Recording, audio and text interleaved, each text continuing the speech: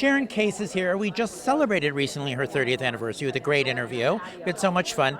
You're killing it in this story. Thank you. I'm killing a lot of people. You're killing a lot of people, and I'm really worried. We talked before that episode aired when you kill Heather. Yeah, and I was trying to get folks to believe me. You have to watch this episode. The murder episode is genius. I mean, the one before it is great too. You have to watch that to understand the murder episode. But I always say, I knew this storyline was going to be great, but when we shot it, then I really knew. And Heather and I, Vail and I, worked all day, 13 hours on that one She was good in it, too. She was amazing. I loved working with her. We laughed, we cried, we had so much fun, and that's great when it happens because I never get to work with her or Michael Graziadei, and all of a sudden, here we were together, just slaying it together, like as if we did this every day. That scene where I have to stomp over and knock the phone out of her hand really hard, that had to be aggressive, and I'm like, okay, Vail, let's work it out. We had to shoot that 15 times because it's nerve-wracking when you have to do something violent, and we're new working together, and I kept catching her hair, and then I'd slap the phone really hard, but she wouldn't let go, so it wouldn't go flying. And I'm like, Vail, you have to let go of the phone.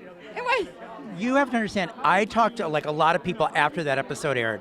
They're like, come on, Sharon could not lift that body and throw it. And they're like, we hope it's not a dream. See, we were all thinking it wasn't Right, no, it's not a dream. She really does it. And believe it or not, people can do heroic things when they're under pressure, because I was under a lot of pressure shooting those 3 shows in a row. I had so much dialogue. I was working 13 hours a day, and we have a doll body that was wrapped up that I had to drag across the bridge and down the stairs and everywhere. This thing is 70 pounds.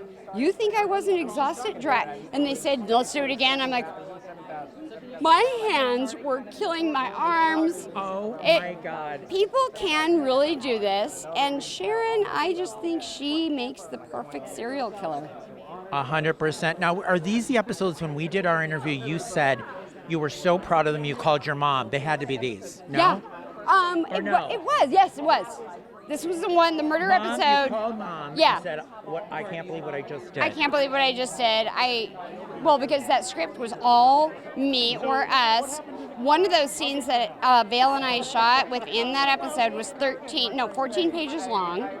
So there was a lot of dialogue, a lot of action. I had to add a lot of different nuances to the whole thing because Sharon right now has multiple personalities, and there's a lot of physicality. I like crying, screaming when I realize she's dead, and I scream, and then I scream when I get in the car. Oh, the scream in the car. In the car, all of that was together, and I would have never thought I could shoot all that and make it and be happy with my own performance, because actors never are. And I had to call my mom. I'm like, Mom, you won't believe this. No, I can't believe it. It was so, it was jaw-dropping, But I thought, I'm glad you had that reaction. When she screamed in the car. Yeah. That was. Were you drained? I was already drained, but I knew I had that scene coming for a few weeks. And when I read it, I was so excited about it. I mean, the whole thing I was excited about, but that scene in particular, I'm like, okay, this is the scene that I've always wanted to do. When I get in the car and scream and have a meltdown in my car, I don't know why I've always thought I wanted to do that. I always thought I saw Annette Bening do something like that.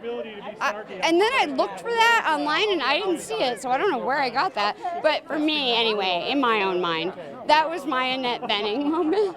And I got my moment. I was so happy. Now, she is obviously, Daniel's on to her, Phyllis is on to her, what we're seeing right now. You had that scene with Daniel that aired, I think, just the other day. Yeah, that therapy, that was creepy, right? It was really creepy. I'm like, yeah, Josh Griffith, this just keeps going.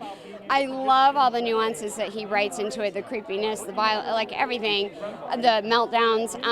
There's even more to come. The murder episode was great and it set it all up, but as you're seeing, there's more things airing every day that are wild and so entertaining, and there's some more great stuff coming up. This won't end for a while, but you're always going to be entertained. There's always a twist and turn. But as far as having like a great scene that I've always wanted to do, like the one I spoke of, there's another one coming. Oh my gosh, that's amazing. I shot it with Joshua Morrow. Oh my gosh. And he was so funny. It's just he and I, this is a big meltdown. So it's a lot of work, and he kept screwing up his dialogue. We had to keep doing it again, and we did it I don't know how many times.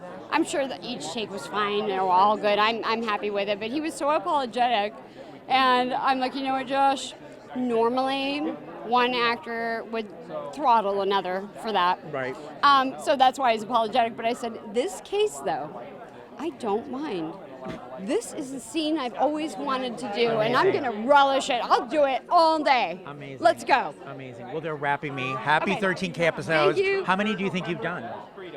Oh my God, I have no idea. But I plan on doing about 20 to 50,000. Okay, you heard it from Yeah. Sharon Case.